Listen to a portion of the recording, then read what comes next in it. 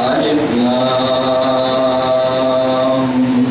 میم احسب الناس ان يتركوا ان يقولوا آمنا وهم لا يفتنون صلوات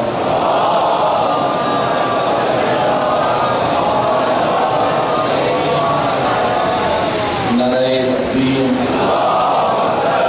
نعرہ رسالت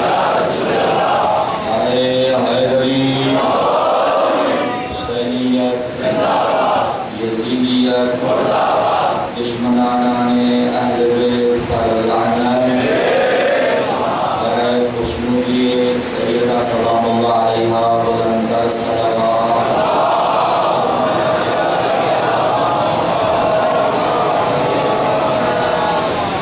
مجلس کے قبولیت کے واسطے پریشان حال مومنوں مومنات سے پریشانیوں کے دور ہونے کے واسطے مقروض مومنوں مومنات کے قرضوں کی ادائیگی کے واسطے مریضوں کی شفایابی کے واسطے ہر قسم کی وبا سے چاہے روحانی ہو چاہے جسمانی ہو محفوظ رہنے کے واسطے جو مومن کرام حج و زیارات کے متمنی ہیں ان کی تمناؤں کے قبولیت کے واسطے اور زمینی اور آسمانی آفات و بلیات سے محفوظ رہنے کے واسطے بلندر صلوات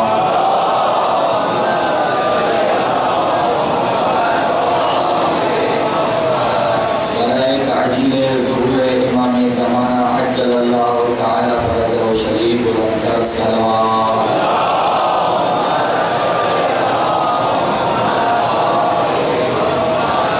برائے خوشنودی فاطمہ الزہرا سلام اللہ علیہا بلندر صلوات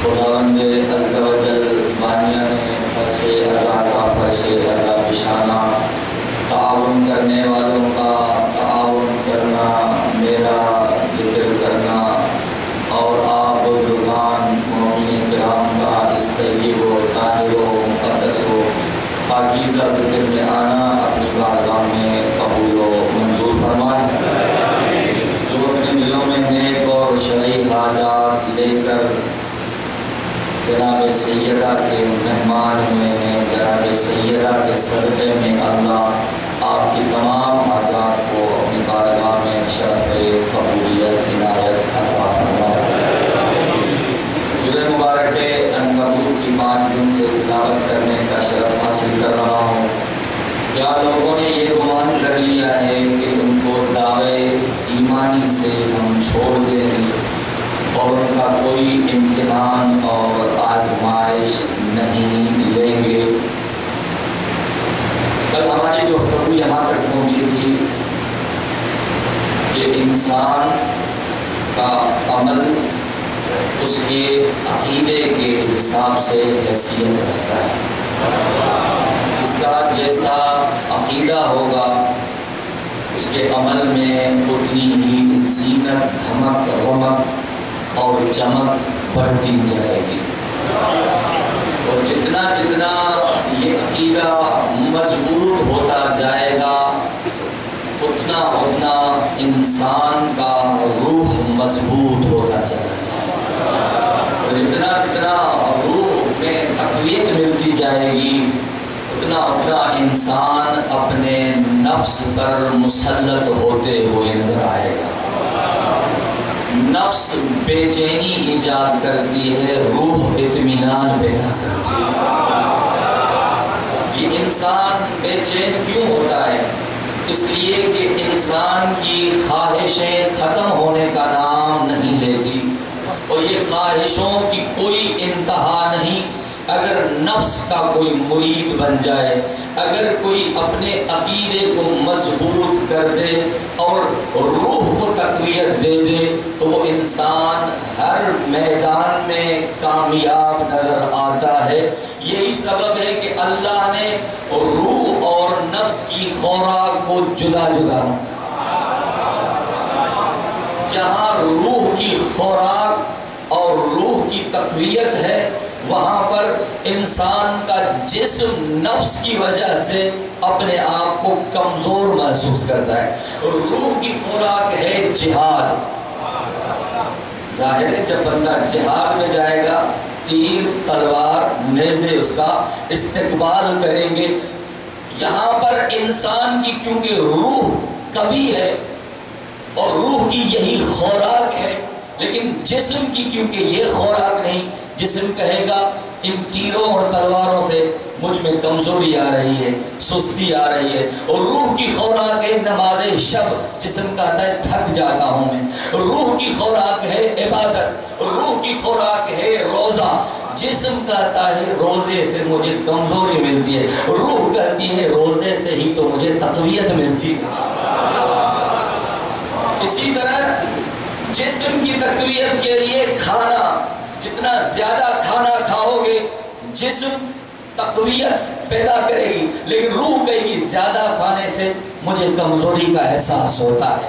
تو دونوں کی خوراک جدا ہے. لیکن اگر کسی کی روح اتنی طاقتور بن جائے کہ وہ مسلط ہو جائے نفس پر اور اس کا عقیدہ اتنا مضبوط ہو کہ وہ عقیدہ سبب بنے اس روح کے کمال کے لیے، پھر اسے تیر لگے یا تیر نکال دیے جائے جسم کو احساس نہیں ہوگا.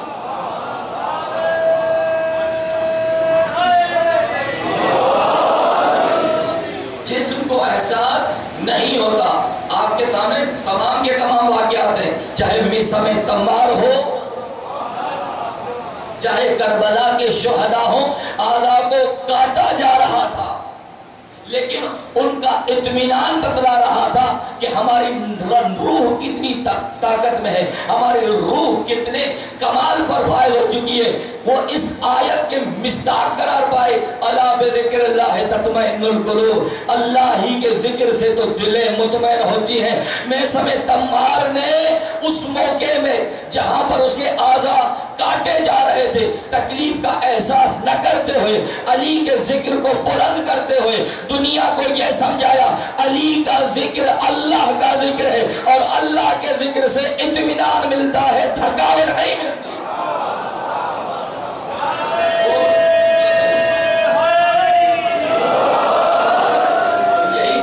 یہی سبب ہے آپ اپنے کسی کام کے لیے بھی کسی کے پاس اس گرمی کے موسم میں پاؤں ننگے نہیں جائیں گے، ساری رات نہیں جاگیں گے، ایک جگہ جائیں گے دوسری جگہ نہیں جائیں گے. یہ مجلس حسین میں ہر جگہ جانا، عزاداری کرنا، تھکاوٹ کا احساس نہ ہونا، یہ دلیل ہے کہ ذکر خدا سے قلوب کو اطمینان ملا کرتا ہے. کئی گھنٹے بیٹھے رہتے ہیں، نہ کبھی ذکر پرانا ہوا ہے نہ کبھی ہم نے تھکاوٹ کا احساس کیا ہے، اس لیے کہ یہ اللہ کا معجزہ ہے ذکر حسین. جس طرح سے قرآن صامد کئی صدیاں گزر گئی الحمد پڑھتے رہے، تم الحمد کو تبدیل کر کے دکھاؤ. بھائی پرانا ہو گیا ہے، روزانہ نماز میں پڑھتے ہیں، اب کوئی اور سورہ پڑھتے ہیں، نہیں یہی پڑھو گے تو نماز نماز ہے. پڑھتے رہے، ذکر پرانا نہ ہوا، ذکر حسین سنتے رہے، کبھی پرانا نہیں ہوا.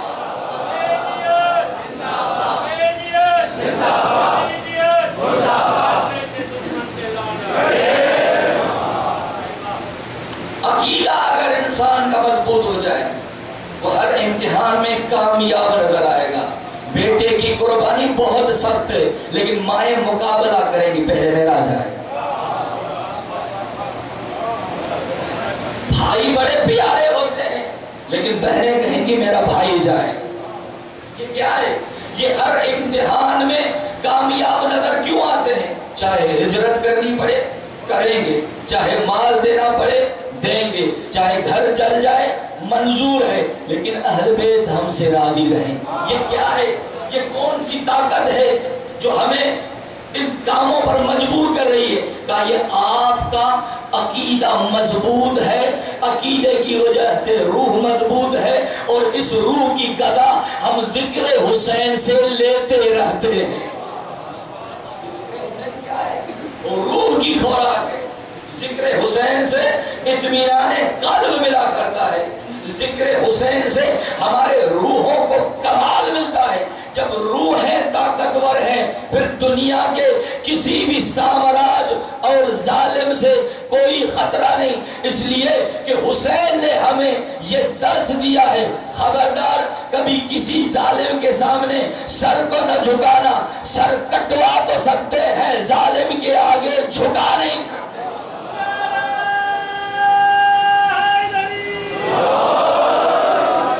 سر کٹوا تو سکتے ہیں، تم اپنے فریضے پہ عمل کرو، نہ دیکھو ان کی تعداد زیادہ ہے ہم قلیل ہیں ہم کثیر ہیں، نہیں، تعداد کو نہ دیکھو، تم اپنی ذمہ داری کو دیکھو، تمہاری ذمہ داری کا تقاضا کیا ہے۔ جب ذمہ داری کا احساس ہو جائے گا تو بندہ ہر امتحان میں اپنے آپ کو کامیاب پائے گا۔ دیکھیں جنہوں نے البدیر کتاب، علامہ امینی نے کتاب البدیر لکھی ہے، 10,000 کے قریب کتابوں کو ابتدا سے آخری صفحے تک پڑھا ہے، 1,00,000 کے قریب کتابوں کے حوالے، کئی سال وہ انڈیا میں رہے، انڈیا کی بہت بڑی لائبریری تھی کوئی، جب وہ واپس آئے ایران تو کسی شاگرد نے پوچھا کہ آپ تو ایران کے رہنے والے ہیں، ٹھنڈے علاقے کے رہنے والے ہیں، وہاں اتنی گرمی ہوتی ہے، لوڈ شیڈنگ ہوتی ہے، آپ کو گرمی کا احساس نہ ہوا؟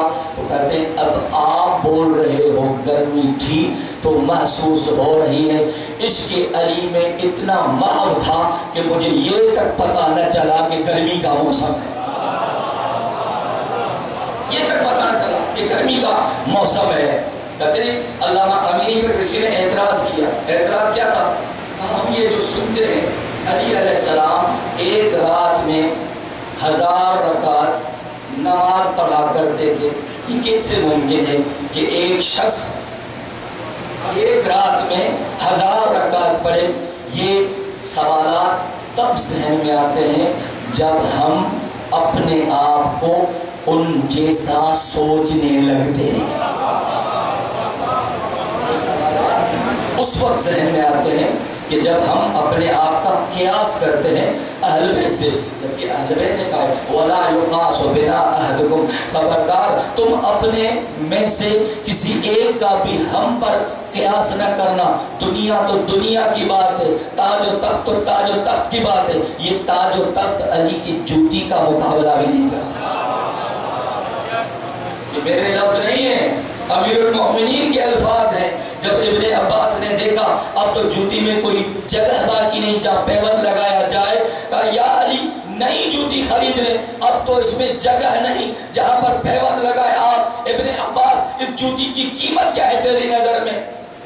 زیادہ سے زیادہ 2 درہم، کاش کہ ہم سے پوچھا جاتا، ہم کائنات کو علی کی جوتی پر قربان کرتے۔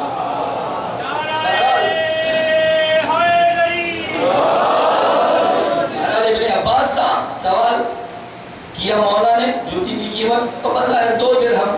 امیر المومنین فرماتے ابن عباس یہ جوتی علی کے نظر میں تاج و تخت سے بھی بلند ہے۔ مولا وہ کیسے؟ مولا فرماتے ہیں یہ جو تخت نظر آ رہے ہیں نا، یہ جو تاج نظر آ رہے ہیں نا، یہ تاج ہر باطل کے سر پر بھی آئے، اس تخت پر باطل کے قدم بھی آئے، لیکن یہ میری وہ جوتی ہے جس میں حق کے علاوہ کسی کا آج تک قدم نہیں آیا۔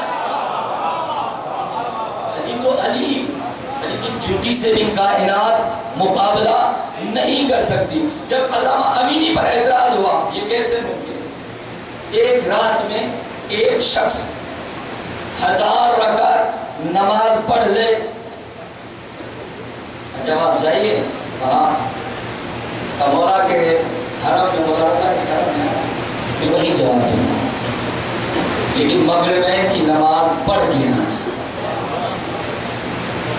جو ٹائم مقرر کیا گیا تھا قبلہ بھی پہنچے، وہ بندہ پہنچا، نماز پڑھ لی ہے؟ ہاں پڑھ لی۔ تو اب میں نماز پڑھنا شروع کرتا ہوں، رکعتیں گننا تو شروع کر، عملی طور پہ نماز پڑھنا شروع وہ رکعتیں گنتا رہا. صبح کی نماز سے 1 گھنٹہ پہلے علامہ امینی نے 1000 رکعت نماز پڑھ کے ختم کی. کہا جب امینی 1000 رکعت پڑھ سکتا ہے اس کا کیا کہنا 1 رکعت سے دوسرے رکعت میں قدم آئے تو ختم قرآن مکمل ہو جائے.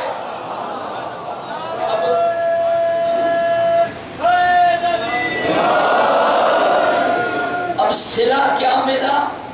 دیکھیں زبانی جواب نہیں دیا، عملی جواب دیا کہ جب علی کی ولایت پر اعتراض آئے زبانی جواب نہیں، پریکٹیکلی طور پر جواب دیا. نتیجہ کیا ملا؟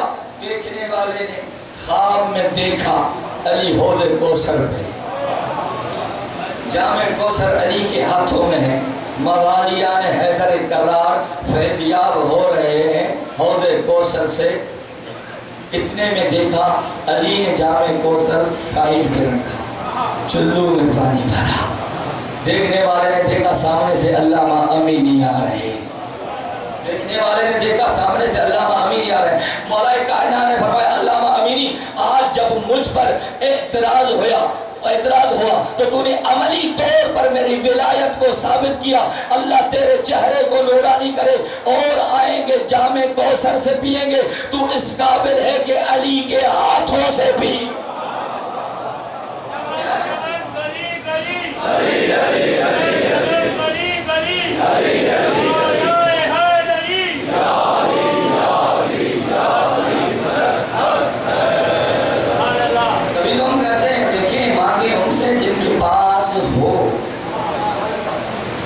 جن کے پاس خود نہیں ہے وہ آپ کو کیا دیں گے؟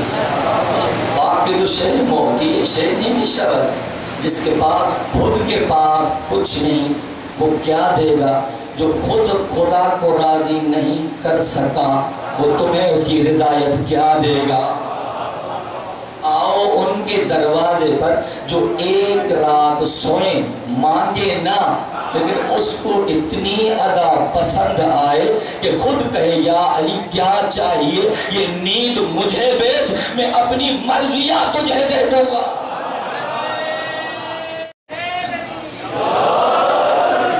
وہ کہتے ہیں نا کہ دکان جتنی بھی دور ہو اگر آدمی منصف ہے، عادل ہے تو لوگ دور بھی دکان ہو چلے آئیں گے. اس کو بولنے کی ضرورت نہیں، میرے پاس آؤ. علی بھی ایسے سوئے. علی نے نہیں کہا یا اللہ مجھ سے سودا کر، اللہ کو اتنا پسند آیا کہ اللہ نے کہا یا علی اپنا نفس دے دے، میری مرضیوں کو لے لو. جس کے پاس خود نہیں کچھ کسی کو کیا دے گا؟ بھائی آپ کے پاس پیسے ہیں تو کسی کو دو گے نا. جس کے پاس عزت ہوگی وہ کسی کو عزت دینا جانتا ہے. جس کے پاس کمال ہوگا دوسرے کو کمال دے گا. جو خود بہادر نہیں، خود شجاع نہیں، خود صاحب کمال نہیں، خود عالم نہیں ہے، خود مالدار نہیں ہے، کسی کو کیسے فیضیاب کر سکتا ہے؟ کائنات میں وہ چیز تو بتاؤ جو کمال ہو اور علی کے پاس نہ ہو. دشمن بھی اقرار کرتے ہوئے نظر آتے کہ بلا ایک جملے میں دشمن بھی اعتراف کرتے ہوئے نظر آتے. کائنات علی کی محتاج ہے، علی کسی کے پاس نہیں گئے. کائنات کا علی کا محتاج ہونا اور علی کا کائنات سے بے نیاز ہونا دلیل ہے کہ علی امام کل ہے. کسی کی بات نہیں جھکے. کائنات علی کے دروازے پر جھکی، اور جتنے علی کے کمالات ہیں علی نے نہیں چاہے، علی نے نہیں طلب کیے. بہت بڑا جملہ دینے جا رہا ہوں. ذوالفقار کو علی نے نہیں مانگا.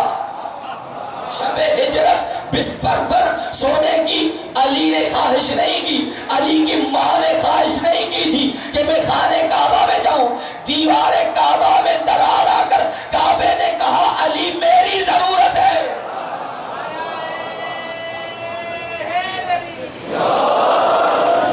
کعبے نے کہا علی میری ضرورت ہے. ذوالفقار نے کہا علی میری ضرورت ہے. بستر نے علی کو طلب کیا. جتنے بھی کمالات ہیں دنیا کے نظر میں علی فاتح خیبر ہے، خندق ہے، احد ہے، بدر ہے.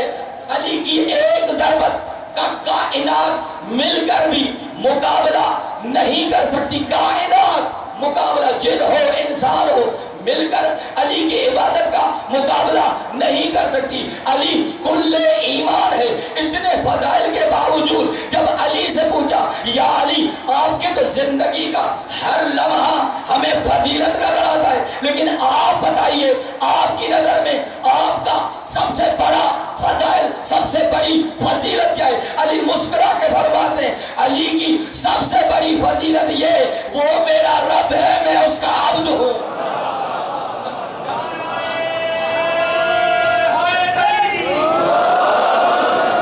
وہ میرا رب ہے، میں اس کا عبد ہوں.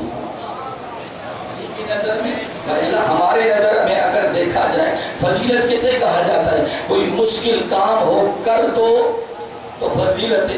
علی کے سامنے کام مشکل کون سا تھا؟ کوئی ایسا کام بتائیے جو علی کے لیے مشکل تھا. تبھی تو ہمارے لیے، ہمارے سمجھانے کے لیے کچھ چیزیں ہوتی ہیں. وہ الگ بات ہے، کبھی کبھار ہمارے سطح علمی سے وہ بات آگے نکل جاتی ہے. امیر المؤمنین سے ایک دن سلمان نے پوچھا مولا آپ کے پاس غیب کا علم ہے؟ غیب کا علم ہے؟ علی مولا فرماتے سلمان غیب کہتے کسے ہیں؟ مولا غیب کا مطلب ہے پوشیدہ، نظروں سے اوجھل، مخفی ہو.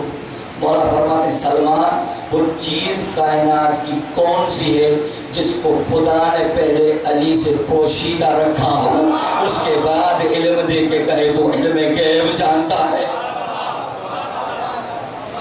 کون سی چیز ہے کہ خدا نے ان سے مخفی رکھی؟ اتنے فضائل کا مالک بنایا، اس کے باوجود افتخار اگر ہے تو میں اس کا عبد ہوں، وہ میرا رب ہے. عزت بھی یہی ہے، افتخار بھی یہی ہے. ایک درود پڑھے گا محمد والے محمد کو.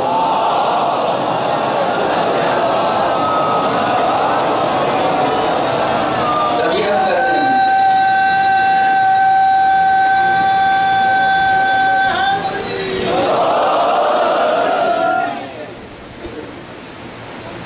توجہ ہے، یہ باکمال ہے. دنیا ان کو اپنے ساتھ مقایسہ کرتی ہے. ہر انسان کے اگر ماضی، حال اور استقبال اچھا ہو تو اس سے بہتر کوئی اچھا بندہ ہو نہیں سکتا. ماضی یعنی آبا و اجداد، حال یعنی میں اس وقت کیا ہوں، مستقبل یعنی میری اولاد کیا بنے گی. علی کی ماضی پر نظر کرو، باکمال ہے. حال پہ نظر کرو، باکمال ہے. اولاد پر نظر کرو، جوانان جنت کی سردار. سرداروں کا غلام کیا مقابلہ کرے گا؟ پورا گھرانہ سرداروں کا ہے. یہ جو ہم کہتے ہیں کہ شب قدر، شب قدر 1000 مہینوں سے افضل رات. اب اگر کوئی کہے رات تو رات ہوتی ہے، سب راتیں برابر ہوتی ہیں، ہم کہیں گے آپ کہہ تو سکتے ہو، لیکن آپ کے اس کہنے سے ہم یہ ضرور کہیں گے کہ آپ کے ایمان میں کہیں کمی ہے. جب خدا کہہ رہا ہے کہ شب قدر 1000 مہینوں کی راتوں سے افضل ہے، بھائی یہ کیوں افضل ہے؟ اس لیے اِنَّا أَنزَلْنَاهُ ہم نے انزلناہ قرآن کو نازل کیا. کب؟ شب قدر میں. جس رات میں قرآن نازل ہو تمام راتیں اس کا مقابلہ نہ کر سکیں. پھر مجھے کہنے دیجئے جس قلب پر قرآن نازل ہو ہم جیسا کیسے؟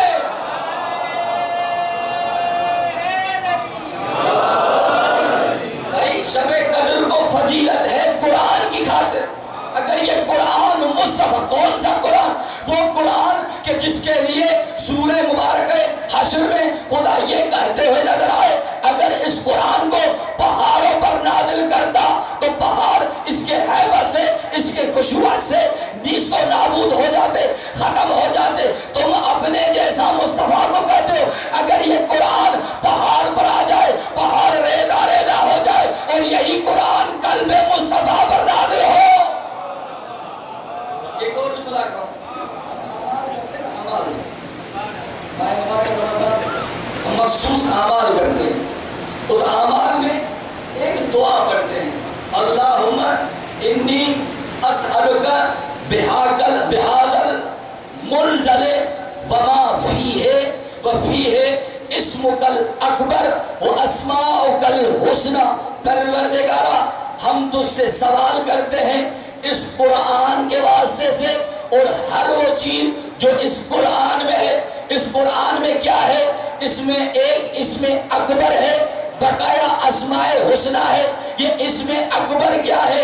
اسماء حسنہ کیا ہے؟ معصوم نے کہا رکھو قرآن کو سر پر، بِکَ یا اللہ، بِکَ یا اللہ، بِمُحمد، بِعلی، بِفاطمہ، بِالحسن، بِالحسین۔ یہ جو بِکَ یا اللہ کہہ رہے ہو یہ اسم اکبر ہے، محمد سے مہدی تک اسماء حسنہ ہے۔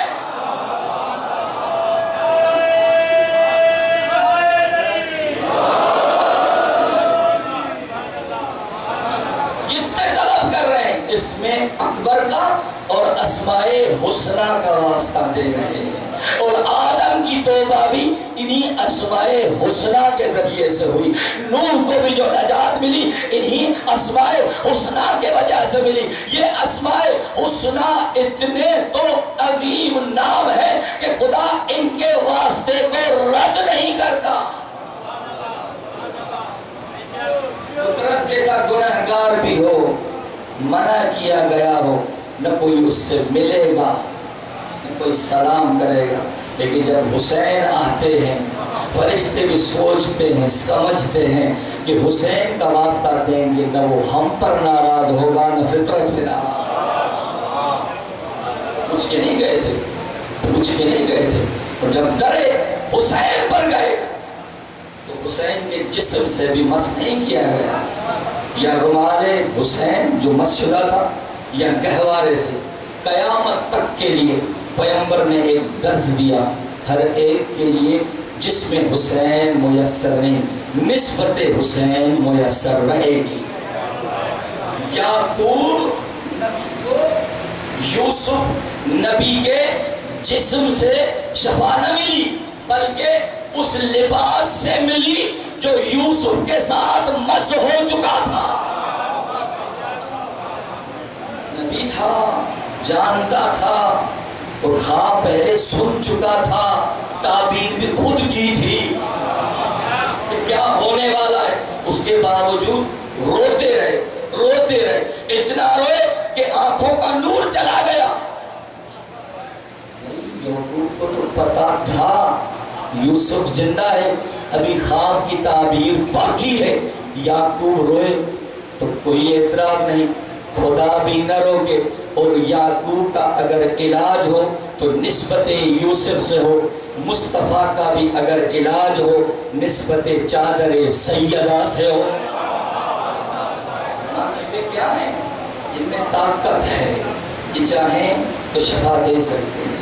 بڑے سے بڑا گنہگار ہو، اگر ان کے دروازے پر آئے، عقیدت سے آئے، معرفت سے آئے، اگر دنیا چاہیے اتنا دیں گے، دوبارہ کسی دروازے پر جھکو گے نہیں، کائنات تمہارے دروازے پر جھکے گی، تم بانٹتے ہوئے نظر آؤ۔ تاریخ مثالوں سے بھری پڑی ہے، درود پڑھیے گا محمد علیہ۔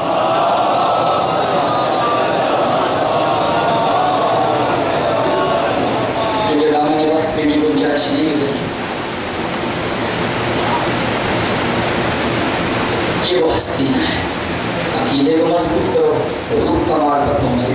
روح کی خوراک ذکر اہل بیت، جب یہ خوراک مل جائے گی تو پھر اپنی جان کی پرواہ، مال کی پرواہ، ملکیت کی پرواہ، اولاد کی پرواہ نہیں کرو گے۔ کیوں؟ اس لیے کہ تمہاری روح طاقتور بن چکی ہے۔ اور ان مجلسوں میں ہم آتے ہی اس لیے کہ ہمارے روح کو کمال ملے۔ امام حسین کا ایک جملہ ہے، انا قتیل الابرار، میں آنسوں سے ذبح شدہ۔ علماء نے مختلف اسی تعبیریں کی۔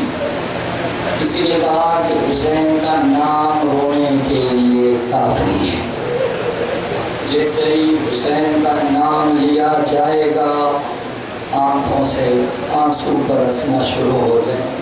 لیکن کچھ عالموں نے عجیب تعبیر کی کہ انا قتیل الابرار، یعنی حسین سمجھانا یہ چاہتے ہیں مجھے رلا رلا کے مارا گیا، کبھی اکبر پر رلایا، کبھی اصغر پہ رلایا، کبھی قاسم پہ رلایا، مجھے رلا رلا کے مارا گیا ہے۔ اللہ آپ کے غصے کو قبول فرمائے۔ حسین کا نام ہی کافی ہے۔ آپ اور ہم تو سن کے برداشت نہیں کر پاتے۔ آیت اللہ وحید خراسان بیان فرماتے دن میں 2 بار امام زمانہ کو کربلا کا منظر دکھایا جاتا ہے۔ میں نے پڑھ لیا، آپ نے سن لیا، امام زمانہ دیکھ رہے ہیں سکینہ کو تماچے کیسے لگ رہے ہیں، گوشوارے کیسے اتارے جا رہے ہیں، امام زمانہ دیکھ رہے ہیں زینب کی چادر کیسے اتاری جا رہی ہے، خیموں کو کیسے آگ لگائی جا رہی ہے۔ اجرکم عند اللہ۔ میرا دل چاہتا ہے آج چند جملے اس ہستی کے پڑھوں جس کو کربلا میں زینب نے یاد کیا ہے۔ اللہ آپ کے غصے کو قبول فرمائے۔ جب ہر طرف سے لشکر پہ لشکر حسین کے عدو آ رہے تھے، ایک مرتبہ زینب سلام اللہ علیہ نے کہا بھیا آپ بھی کسی کو خط لکھ کر بلوا لیں، ہمارے ہمدردوں میں اضافہ ہو جائے گا۔ مولا فرماتے ہیں بہن زینب تو نے تو بابا علی کا دور بھی دیکھا ہے، بھیا حسن کا دور بھی دیکھا، کس نے مدد کی؟ بھیا حسین نے خط لکھا، یہ حسین کی طرف سے رجل فقیر حبیب ابن مظاہر کی طرف، حبیب میں تیرا مہمان بن چکا ہوں، حبیب میں تجھے تکلیف نہ دیتا اگر زینب ساتھ نہ ہوتی، حبیب جتنا جلدی ہو سکے آجا حسین کو انتظار ہے۔ عزادارو آخر میں حسین نے لکھا حسین من جانب حسین ابن فاطمہ۔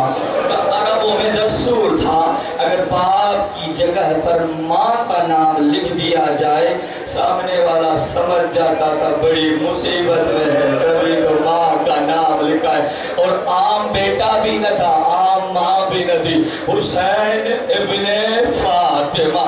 قاسم یہ خط لے کے چلا۔ روایتیں دو ہیں، ایک یہ کہ خضاب خرید رہے تھے، دوسری روایت یہ ہے کہ حبیب گھر میں کھانا تناول فرما رہے تھے، لقمہ گلے میں اٹکا، زوجہ کو کہا لگتا ہے کوئی مہمان آنے والا ہے۔ ابھی گفتگو چل رہی تھی تک الباب ہوا، ابھی دروازے پر گیا، دیکھا ایک مسافر ہے، بال پریشان ہے، ہونٹ خشک ہے، زبان میں اتنی طاقت نہیں، کہا کون؟ کہا حسین کا قاصد۔ ابھی قدموں پر گر گیا، بسم اللہ بسم اللہ، میرا گھر حاضر ہے، آجا میں تیری خدمت کروں، تجھے پانی پلاؤ، پیاسا لگتا ہے، تیرے ہونٹ خشک ہے، تیری زبان میں حرکت نہیں، طاقت نہیں۔ یا ایک مرتبہ قاصد نے کہا میں پانی کیسے پیوں، حسین پیاسا ہے، آنے میں دیر نہ کرنا۔ حبیب حسین نے بلایا ہے، عزادارو یہ خط بند کر کے گھر آیا۔ بیوی نے کہا کون تھا؟ کہا حسین کا قاصد۔ زمانہ ظالم ہے، ہر ایک پر اعتماد نہیں کر سکتے۔ کہا کون تھا؟